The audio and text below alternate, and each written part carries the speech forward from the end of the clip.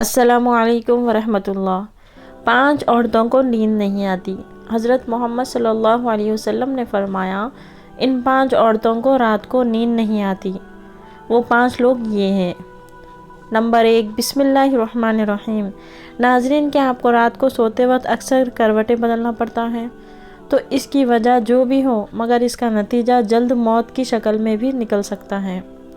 یہ بات برطانیہ میں ہونے والے ایک طبی تحقیق میں سامنے آئی ہے۔ ایک یونیورسٹی کے تحقیق میں بتایا گیا ہے، جن افراد کو رات کو نیند نہیں آتی یا آدھی رات کو جاگ جاتے ہیں، ان میں جلد موت کا خطرہ بہت زیادہ ہوتا ہے۔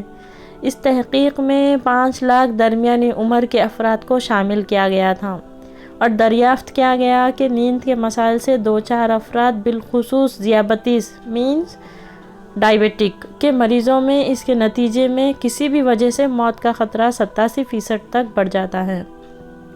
محققین کا کہنا تھا کہ یہ ہم پہلے سے ہی جانتے ہیں۔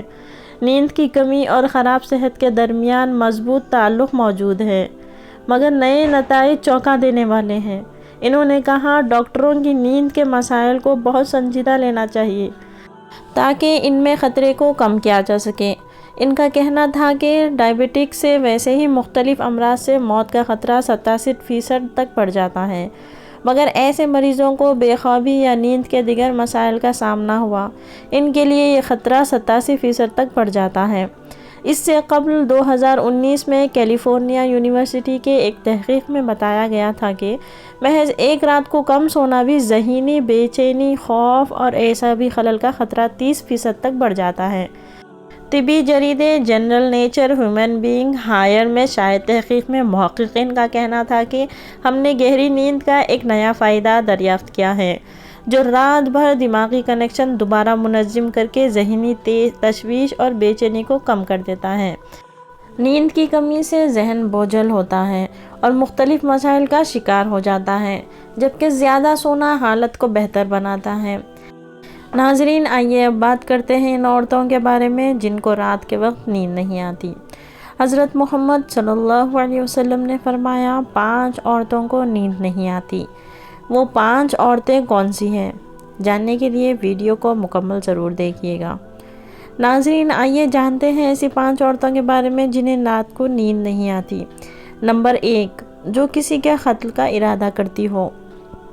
قرآن پاک میں ارشاد ہے، جو شخص کسی مسلمان کو جان بوجھ کر قتل کرے، اس کی سزا جہنم ہے، جس میں وہ ہمیشہ رہے گا، اور اللہ اس پر غضب نازل کرے گا، اور اللہ لعنت بھیجے گا، اور اللہ نے اس کے لیے بڑا عذاب تیار کر رکھا ہے۔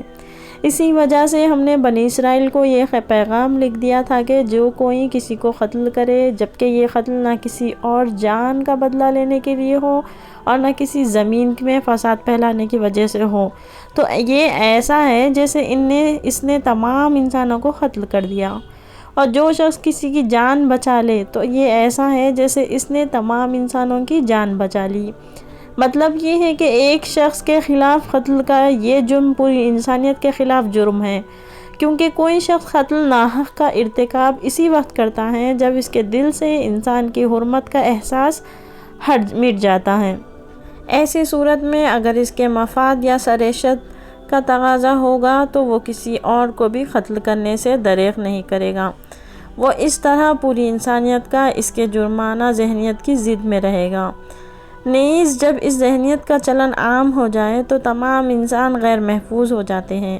لہٰذا قتل ناحق کا ارتکاب چاہے کسی کے خلاف کیا گیا ہو، اور چاہے وہ مرد ہو یا عورت ہو، تمام انسانوں کو یہ سمجھنا چاہیے کہ یہ جرم ہم سب کے خلاف کیا گیا ہے۔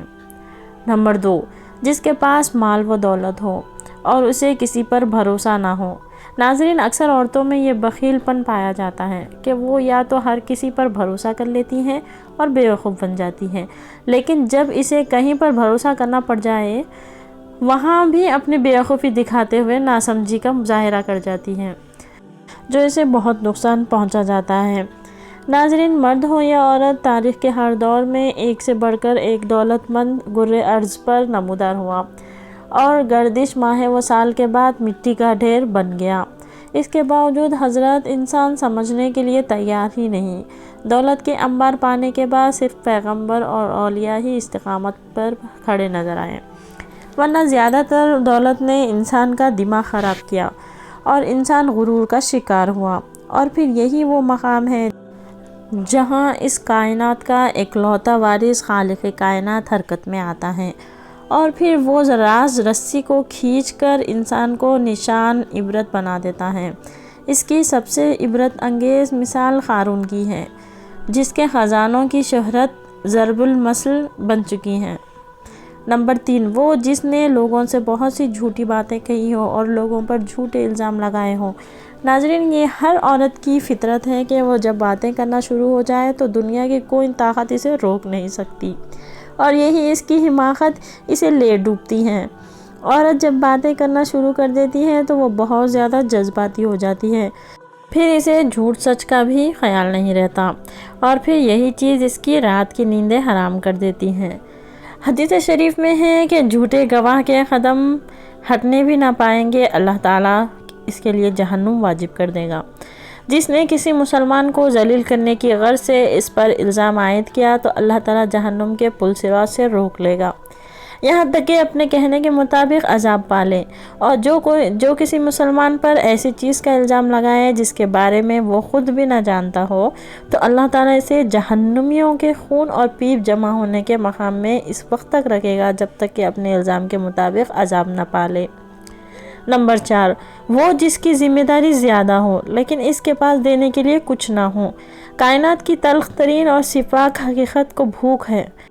بھوک بڑی بذات ہے۔ انسان، چرند پرند اور ہر ذی روح مخلوق اپنی بھوک کے سامنے بے بس ہو جاتے ہیں۔ یہی وجہ ہے کہ موجودہ حالات کے پیش نظر غربا اور بے سہارا لوگوں کے سامنے بھوک ایک بڑا مسئلہ بند کھڑی ہوئی ہے۔ بحیثیت مسلمان ہمارے اوپر یہ فرض ہے کہ ہم اپنے ارد گرد رہنے والے غربا اور مساکین کی مدد کریں، جو اللہ تعالیٰ کے یہاں سب سے زیادہ پسندیدہ عمل ہے۔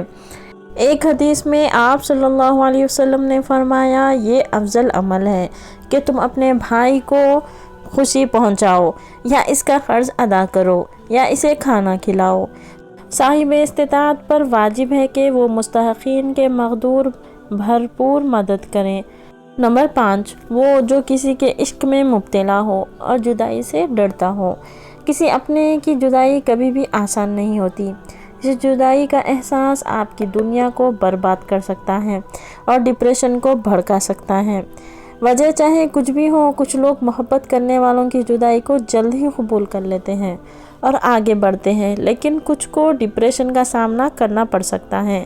اللہ پاک ہم سب کی پریشانیوں کو دور فرمائے، ہمیں پرسکون صحت مند زندگی عطا فرمائے اور ہمیں ہر جان لیوا بیماری سے ہمیں محفوظ رکھے۔ آمین ثم آمین۔